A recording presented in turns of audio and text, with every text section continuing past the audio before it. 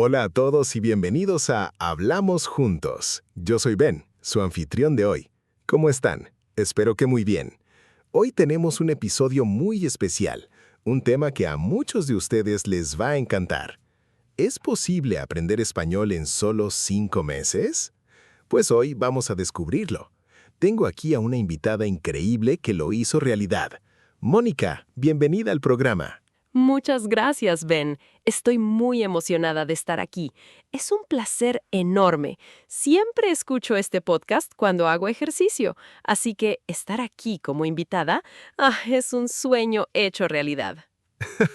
Eso me alegra mucho. Espero que el episodio de hoy sea tan bueno como los que has escuchado.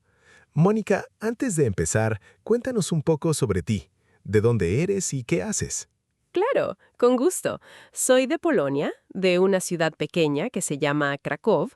Actualmente vivo en Berlín, Alemania, donde trabajo como diseñadora gráfica. Me encanta el arte, los viajes y, obviamente, los idiomas. ¡Qué interesante! Polonia, Berlín y ahora hablas español. Eso es increíble. Oye, ¿cuántos idiomas hablas en total? A ver, hablo polaco, que es mi lengua materna, o sea, mi primer idioma, inglés con fluidez, alemán, bueno, vivo en Berlín, necesito el alemán, un poco de francés del colegio, aunque ya lo estoy olvidando, y ahora español, así que son 5 idiomas. 5 idiomas. Eso es absolutamente impresionante. Mucho mérito, Mónica. Pero hoy vamos a hablar específicamente del español. ¿Por qué decidiste aprender español? Uy, eso es una pregunta muy especial para mí. La verdad es que tiene una historia bonita detrás. Hace como 2 años fui de vacaciones a México con unas amigas. Fue mi primer viaje a Latinoamérica y fue mágico. La gente era tan cálida, tan abierta. Quería hablar con ellos, entender sus chistes, sus canciones, pero no podía, y eso me frustró mucho. Sí, entiendo perfectamente ese sentimiento. Es como querer conectar con alguien, pero hay una barrera invisible entre los dos. Exactamente, una barrera. Y yo soy muy, ¿cómo se dice? Terca. Sí, soy muy terca. Cuando quiero algo, lo consigo. 5 meses. Eres toda una overachiever, como decimos en inglés. Alguien que supera todas las expectativas. ¿Y cuál fue el primer paso que diste? El primer paso fue muy sencillo, pero muy importante. Decidir que el español iba a ser parte de mi vida diaria, no solo 1 hora a la semana, todos los días, sin excusas. Eso es lo más importante, la constancia, la repetición. La constancia. Qué palabra tan poderosa. Y tiene mucho sentido, ¿verdad? No es estudiar 10 horas un sábado y luego no hacer nada en toda la semana. Es mejor 30 minutos cada día. Exacto. Los científicos lo llaman spaced repetition, o en español, repetición espaciada. Básicamente, tu cerebro aprende mejor cuando repasa la información en pequeñas dosis regularmente. Es fascinante, ¿no? Muy interesante. Cuéntanos más sobre tu método. ¿Usaste alguna aplicación, algún libro, clases con un profesor? ¿Cómo fue tu proceso exactamente? Usé varias cosas. El primer mes fue todo aplicaciones. Duolingo para los básicos, vocabulario esencial, los saludos, los números. También usé Anki, que es una aplicación de tarjetas de memoria con ese sistema de repetición espaciada que te mencioné. Es gratis y muy potente. Anki es fantástico. Mucha gente lo subestima porque la interfaz no es muy bonita, pero funciona muy bien.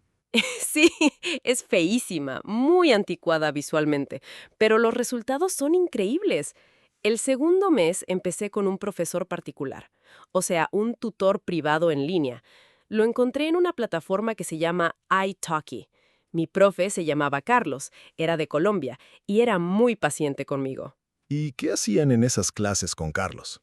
Mucho. Conversación, principalmente. Él me corregía cuando cometía errores, pero de manera amable, no intimidante. También me enseñó mucho vocabulario colombiano, los modismos, que son expresiones informales típicas de cada país. Por ejemplo, en Colombia dicen «qué chimba» para decir «qué genial» o «qué bueno». ¡Qué chimba! Me encanta eso. El español tiene tantas variaciones según el país. Es fascinante y a veces un poco confuso, ¿no? Totalmente confuso al principio. En España dicen vosotros para hablar en plural informal, pero en Latinoamérica nadie usa eso. Usan ustedes para todo. O la palabra coche en España es carro en México y auto en Argentina. Al principio me volvía loca. Sí, el español es un idioma muy rico y diverso. Hay más de 500 millones de hablantes nativos en el mundo. Es el segundo idioma más hablado del planeta después del chino mandarín. ¡Increíble! 500 millones. Es enorme. Por eso vale tanto la pena aprenderlo, ¿verdad? Puedes comunicarte con gente de México, de España, de Argentina, de Perú, de Cuba. Es una llave que abre muchísimas puertas. Me parece muy sabio eso que dices. Oye, ¿y solo usabas la aplicación y las clases o hacías algo más? Oh, mucho más. Esto es lo que yo llamo inmersión, o sea, sumergirse completamente en el idioma. Cambié el idioma de mi teléfono al español. Cambié el idioma de Netflix al español. Empecé a ver series latinoamericanas, como Club de Cuervos o La Casa de las Flores. Al principio ponía subtítulos en inglés, luego en español y finalmente sin subtítulos. ¡Qué estrategia tan inteligente! Y las series son entretenidas, entonces no se siente como estudiar. Exactamente. Ese es el secreto. No sentirlo como una obligación, sino como algo divertido. También escuchaba podcasts en español durante mis caminatas. Al principio no entendía nada, literalmente nada, solo sonidos. Pero con el tiempo, como por arte de magia, empecé a reconocer palabras, frases y luego oraciones enteras. Ese momento cuando de repente entiendes es mágico, ¿verdad? Hay un término para eso en lingüística. Se llama breakthrough moment, el momento de quiebre o avance, cuando tu cerebro de repente conecta todo. Sí, y yo recuerdo exactamente cuando me pasó. Estaba en un café en Berlín, escuchando una canción de Bad Bunny, que es un cantante puertorriqueño muy famoso de reggaetón, y de repente entendí toda la canción. Empecé a llorar. Literalmente lloré de emoción en el café. La gente me miraba muy raro. Me encanta esa historia. Llorando de felicidad por una canción de Bad Bunny en un café de Berlín. Eso es muy especial. Y hay que decir que la música es una herramienta increíble para aprender idiomas. Las letras, el ritmo, se quedan grabadas en la memoria. Totalmente. La música activa partes del cerebro que el estudio tradicional no activa. Es científicamente probado. Yo aprendí muchísimo vocabulario a través de canciones y además, cuando cantas en otro idioma, tu pronunciación mejora muchísimo. Muy interesante. Pero seamos honestos, nada es perfecto. ¿Cuáles fueron los momentos más difíciles? ¿Hubo momentos en que quisiste rendirte? Sí, claro. Hubo momentos muy duros. El más difícil fue el mes 3. Los expertos lo llaman el valle del aprendizaje. Es cuando ya no eres principiante, pero tampoco eres intermedio. Sientes que no avanzas, que das vueltas en círculos. Es muy frustrante. Sí, ese es el punto donde mucha gente abandona, ¿verdad? La curva de aprendizaje baja y parece que no hay progreso. Exacto. Y yo también estuve a punto de dejarlo. Recuerdo que llamé a mi madre llorando y le dije, mamá, es imposible. El español es imposible. Y ella me dijo algo que nunca voy a olvidar. Me dijo, Mónica, las cosas difíciles son las que valen la pena. Y tenía razón. Qué bonito. Tu mamá es muy sabia. ¿Y qué hiciste para superar ese momento? Dos cosas. Primero, cambié mi rutina. Cuando algo deja de funcionar, hay que cambiar el enfoque.